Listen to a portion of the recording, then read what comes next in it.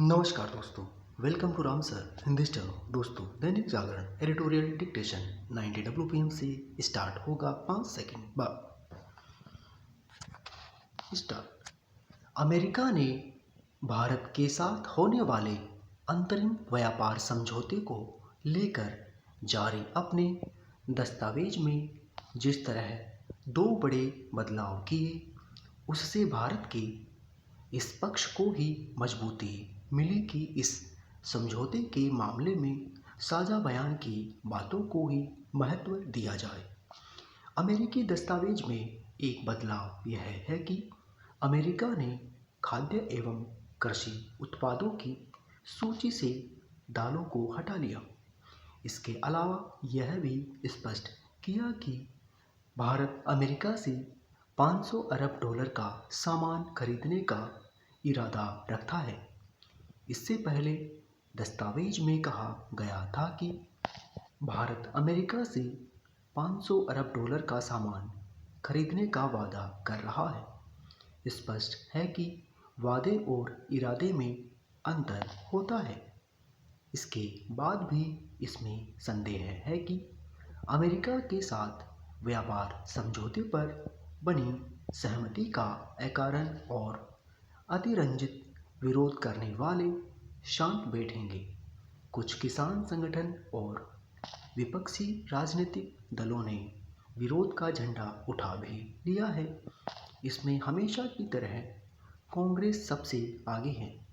गत दिवस लोकसभा में राहुल गांधी ने व्यापार समझौते को लेकर सरकार पर हमला बोलते हुए यह कहा कि उसने भारत माता को बेच दिया और अमेरिका के सामने पूरी तौर पर समर्पण कर दिया। उन्होंने किसान हितों से लेकर देश की ऊर्जा सुरक्षा से समझौता करने के भी आरोप लगाए, जबकि किसान हित सुरक्षित है और अभी यह स्पष्ट नहीं कि भारत रूस से तेल खरीद पूरी तरह बंद करने जा रहा है। अमेरिकी दस्तावेज में बदलाव के बाद यह और आवश्यक हो जाता है कि अगले माह यानी मार्च में होने वाले अंतरिम व्यापार समझौते पर हस्ताक्षर होने की प्रतीक्षा की जाए, क्योंकि उसमें ही तस्वीर पूरी तरह साफ हो सकेगी। लेकिन यह स्पष्ट ही है कि राहुल गांधी जैसे विरोध के लिए विरोध करने वाले नेता चैन से बैठने वाले नहीं। वे यही प्रचारित करते रहेंगे कि भारत ने अमेरिका के सामने हथियार डाल दिए। गत दिवस उन्होंने यही किया। वे सरकार पर आरोप लगाकर सदन से चलते बने। उन्होंने अपने आरोपों के संदर्भ में सरकार का बयान सुनने की आवश्यकता नहीं समझी।